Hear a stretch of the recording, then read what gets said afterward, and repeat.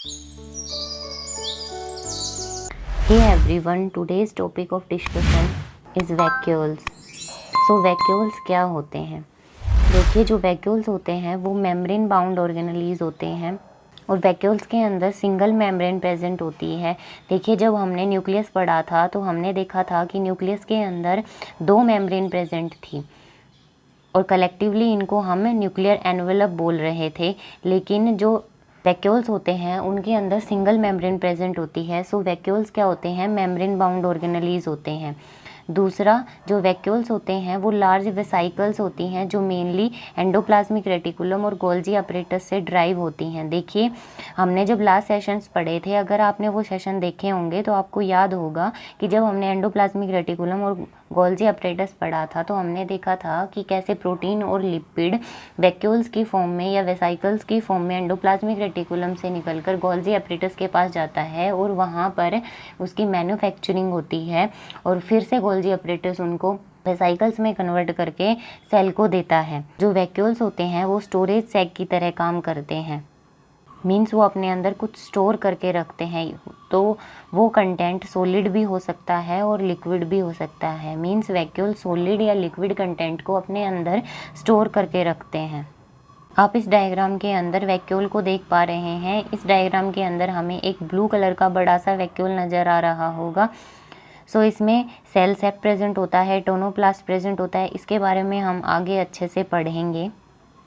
देखिए, हमने 2 तरह की सेल्स पढ़ी थी, एनिमल सेल्स और प्लांट सेल्स। एनिमल सेल और प्लांट सेल्स के अंदर, दोनों के अंदर बेसिकली मेन डिफरेंस क्या पढ़ा था हमने कि जो एनिमल सेल्स होती हैं उनके अंदर सेल वॉल एब्सेंट होती है और जो प्लांट सेल्स होती हैं उनके अंदर सेल वॉल प्रेजेंट होती है। लेकिन इसके अलावा इनके वैक्यूल्स में भी डिफरेंस पाया जाता है।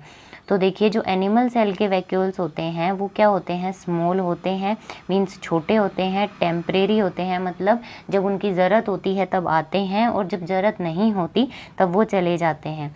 अब हमें पता है कि जो वैक्यूल्स हैं उनका फंक्शन होता है स्टोर करने का।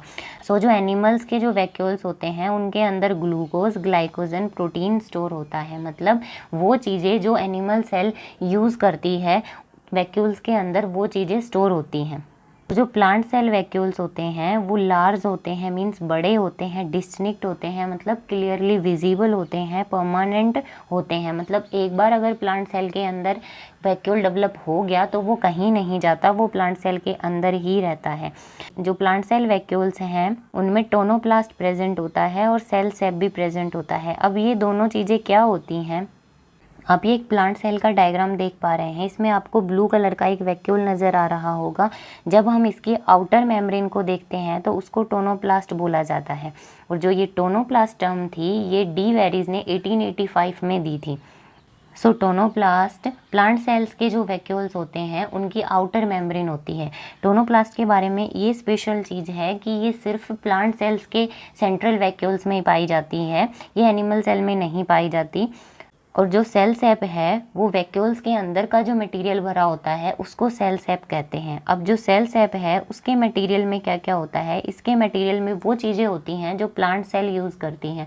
सो बेसिकली इसमें amino acid, sugars, organic acids और कुछ प्रोटीन पाए जाते हैं। देखिए, हमने पढ़ा है कि जो सेल होती है उसके अंदर न्यूक्लियस सबसे बड़ा ऑर्गेनली होता है। लेकिन कई बार क्या होता है, जब प्लांट सेल मैच्योर होती हैं तो उनके सेंट्रल वैक्यूल्स इतने बड़े हो जाते हैं कि वो न्यूक्लियस को भी साइड कर देते हैं, जिसके कारण वो सेल का 50 से 90% हिस्सा कवर कर लेते हैं, अकेले ऑक्यूपाई कर लेते हैं। तो सेल क्या क्या कंटेन करता है? Amino acid, sugar, organic acid and some protein, ये मैं आपको बता चुकी हूँ। जब हम एनिमल सेल और प्लांट सेल में कंपैरिजन में देखें तो जो प्लांट सेल होती है उनके वैक्यूल्स आपको ये लाइट ब्लू करके बड़े बड़े नज़र आ रहे होंगे और जो एनिमल सेल है उसमें सिर्फ छोटे छोटे वैक्यूल्स प्रेजेंट होते हैं, जिस तरह ये प्रेजेंट है इसी तरह छोटे छोटे वैक्यूल्स प्रेजेंट होते हैं। जब ज़रूरत होती है तब वो प्रेजेंट होते हैं, जब ज़रूरत नहीं होती तो वो डिसअपीयर हो जाते हैं। अब हम वैक्यूल्स के कुछ फंक्शन देखते हैं। देखिए, जो हम अमीबा में देखते हैं, हमें पता है कि अमीबा एक यूनिसेलुलर ऑर्गेनिज्म है और जो अमीबा है वो अपना भोजन कैसे लेता है, फेगोसाइटोसिस की प्रोसेस से लेता है। हमने जब लास्ट सेशन में, अगर आपने लास्ट सेशन देखे होंगे तो आपको पता होगा कि फेगोसाइटोसिस की प्रोसेस क्या होती है। हमने देखा था कि जो अमीबा है उसकी आउटर मेम्ब्रेन है वो फूड के कांटेक्ट में आते ही उसको अपने अंदर एनगल्फ करके उसको फूड वैक्यूल्स में ट्रांसफ़र कर लेती हैं। अब ये जो फूड वैक्यूल्स हैं ये अमीबा के अंदर डाइजेशन का प्रोसेस करते हैं। सो जो वैक्यूल्स हैं वो फूड वैक्यूल्स की तरह भी फंक्शन करते हैं कुछ ऑर्गेनिजम्स के अंदर। कुछ ऑर्गेनिजम्स के अंदर वैक्यूल कॉन्ट्रैक्टाइल वैक्यूल्स की तरह वर्क करते हैं। मीन्स उनमें जब एक्स्ट्रा वाटर या वेस्ट इकट्ठा हो जाता है तब वो उस एक्स्ट्रा वाटर और वेस्ट को सेल से बाहर पंप आउट करवाते हैं। और तीसरा मेन फंक्शन होता है कि जो वैक्यूल्स हैं वो सेल की टर्जिडिटी बनाए रखते हैं। मीन सेल को टर्जिट या फूला हुआ बनाए रखते हैं। सो जब अगर आपकी एनसीईआरटी बुक देखें तो उसमें ये 3 मेन फंक्शन हैं जो दिए गए हैं और आपको याद रखने हैं। ये बहुत बहुत इम्पॉर्टेंट है, किसी भी एग्ज़ाम में पूछे जा सकते हैं। उसके अलावा कुछ और फंक्शंस भी होते हैं। जो वैक्यूल्स हैं वो प्लांट्स को हर्बीवोर से प्रोटेक्ट करते हैं। देखिए क्या होता है कि प्लांट्स के जो वैक्यूल्स हैं उनके अंदर सेल सैप भरा होता है। कई बार कई प्लांट्स में वो जो सेल सैप होता है वो टॉक्सिक होता है, इसलिए जो हर्बीवोर्स होते हैं उन प्लांट्स को नहीं खाते और वो प्लांट्स प्रोटेक्ट रहते हैं।